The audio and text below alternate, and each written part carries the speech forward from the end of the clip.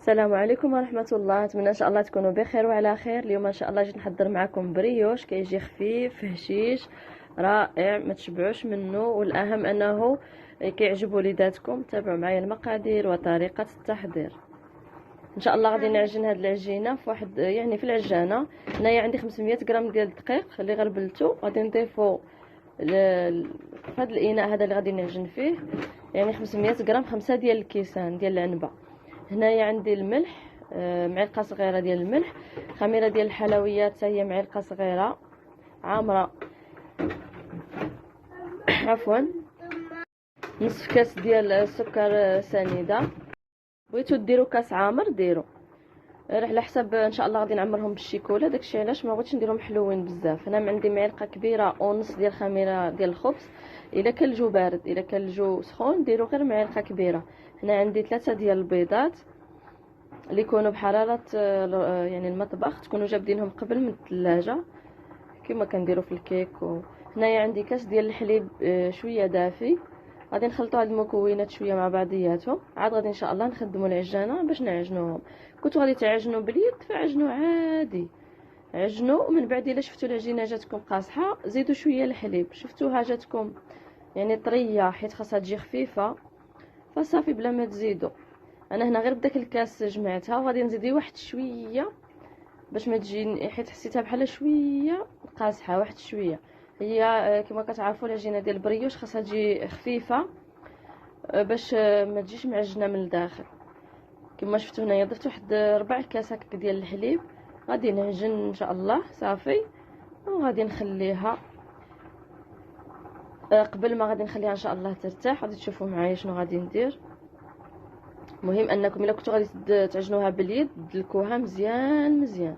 كما شفتوا هذا هو القوام ديالها، خاصها تكون كتلصق.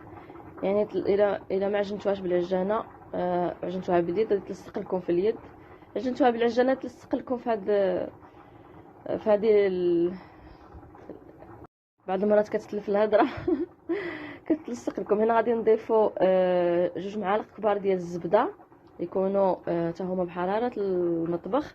جبدوهم قبل باش هكا يجيكم ساهلين دخلوهم في العجينه ما يعذبوكمش. صافي غادي نحاول نجمع ديك الزبده مع ديك العجينه مزيان مزيان، ومن بعد ان شاء الله غادي نغطيها ونخليها تخمر. ضروري العجينه ديال البريوش خاصها تخمر حتى يتضاعف الحجم ديالها باش تجي مزيانه. كما شفتوا هذا هو القوام ديالها. كاع ما تخافوش منها حيت من غادي ترتاح راه غادي تشد راسها وتجيكم ساهله انكم تكوروها. غادي نجمعها بيدي، عاد غادي ان شاء الله نخليها ترتاح. وضروري كما قلت لكم العجين ديال البريوش خصو يخمر حتى يتضاعف الحجم ديالو.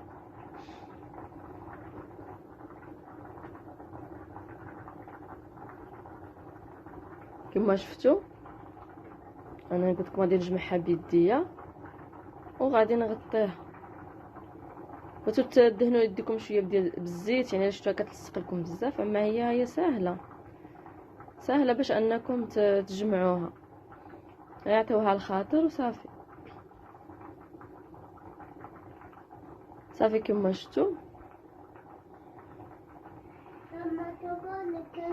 هنايا كما شفتوا من بعد ما خمرت ضاعف الحجم ديالها غادي نخويها من داك الهواء اللي فيها.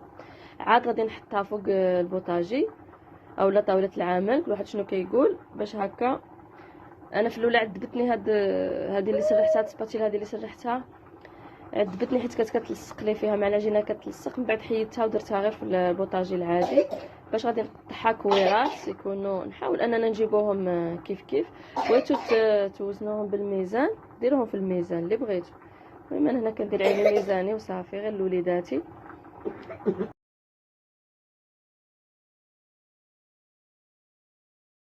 نحاولوا هنايا نصايبوا الكويرات نقدوهم مزيان مزيان، حيت شي وحدين غادي نديرهم مدورين وشي وحدين غادي نديرهم على شكل ميني باغيت هكا. من غادي نعمرهم غادي تشوفوا معايا ان شاء الله. هكا بغيت نكورهم بهذه الطريقه هذه وانتم شكلوا اللي بغيتوا. المهم هنايا فرشت الدقيق باش هكا يساعدني ما يتلصقليش العجينه في فوق البوطاجي حيت راها كتلصق.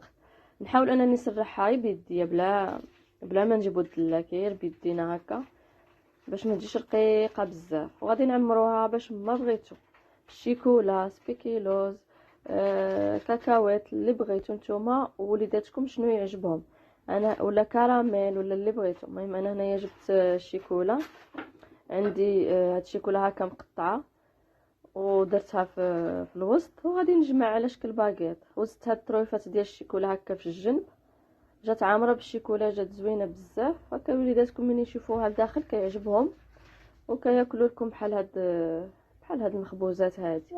صافي نحاول انني نشدها مزيان صافي، وكنبلع بهاد الطريقه هادي على شكل ميني باكيت صافي. وكنستمر بنفس الطريقه، شي حبات غادي نديرهم هكا على هاد الشكل، وكل وحده باش غادي نعمرها. وهنايا كما شفتوا من الفوق زدت هكا حبيبات ديال الشيكولا، وشي وحدين ان شاء الله غادي نديرهم مدورين وغادي نعمرهم ان شاء الله بالكراميل كما غادي تشوفوا معايا. وقلت لكم التعمر باش ما بغيتو عمروا اللي شفتوا وليداتكم كيعجبهم عمروا. من بعد غادي نخليوهم ان شاء الله من نكملوا كاع هادشي، غادي نخليهم يرتاحوا واحد شويه وندهنوهم صفار البيض، عاد ندخلوهم للفران يطيبوا على خاطرهم. دائما الفران كيكون على 180 درجه من الفوق ومن التحت، ونحضيوهم حتى يتحمروا نحيدوهم. ساهلين وكيجيو رائعين كما شفتوا. هنايا درت وحده مدوره، ولكن في الوسط ما كنقرصش بزاف، كنخليه شويه من يعني منفوخه باش هكا ما يخرجليش مثلا هاد الكاكاوات ولا صوص كراميل ولا اي حاجه تعمروا بها. المهم انا هنايا درت كاكاوات وغادي ندير حتى الكراميل حتى هو اللي شفتوا وليداتي كيعجبهم درتو. كما شفتوا بحال كنضغط في الجوانب اكثر ما كنضغط في الوسط. في الوسط كندير غير واحد الضغطه خفيفه وصافي باش هكا ما يجيش. هنايا كما شفتوا درت كراميل وغادي نجمع نحاول نبلع صافي وندير في السنه اللي غادي يدخل الفران ونستمر بنفس الطريقه. وهذا هو الشكل ديالهم كما شفتوا. غادي نخليهم يرتاحوا واحد شويه ان شاء الله وندهنهم. هذوك ميني باغيت بغيتو تفلحوهم فلحوهم كما شفتوا هما هنايا ارتاحوا.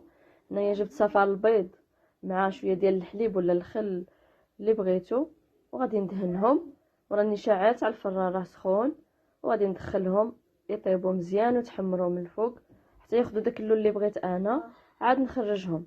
بالنسبه لهذوك المدورين دهنوهم ورشوهم باش ما بغيتو جنجلان اللي عجبكم ديروا. بغيتو تخليوهم غير هكا خليوهم غير هكا صافي كما شفتوا. وهذه هي الطريقه ديالهم سهله. ان شاء الله نرجع معكم باش نشوفوا الشكل النهائي ديالهم مع بعضياتنا من يطيبوا.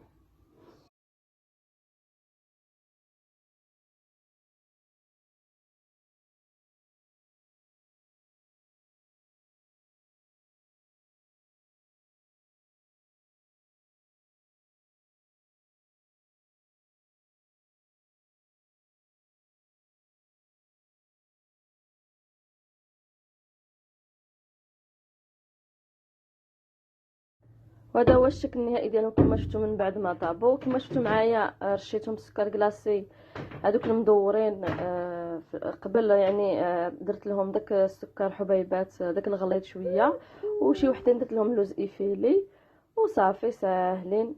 هذا هو الشكل ديالهم النهائي. ان شاء الله غادي نحل معكم وحده راهم عاد سخونين باش تشوفوهم كي كيجيو رطبين رائعين.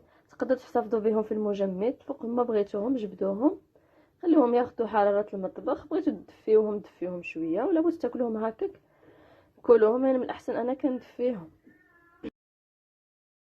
نتمنى ان شاء الله يعجبكم هذا الفيديو وتجربوه، وانا متاكده الا جربتوهم غادي يعجبوكم. وما تنساوش تخليونا لايك واحد التعليق زوين. والسلام عليكم ورحمه الله.